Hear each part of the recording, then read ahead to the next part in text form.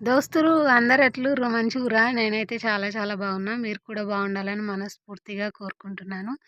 Morning 4కి లేచినప్పటి నుంచి నా పనులైతే ఇలా ఉంటాయి ఫ్రెండ్స్. నేను ఇది ఫుల్ వీడియో అయితే నేను నా ఛానల్‌లో అప్లోడ్ చేస్తాను. మీరందరూ చూసేయండి. నెట్టు కొంచెం ఇబ్బంది ఉండడం వల్ల నేను వీడియో అప్లోడ్ చేయలేకపోయాను.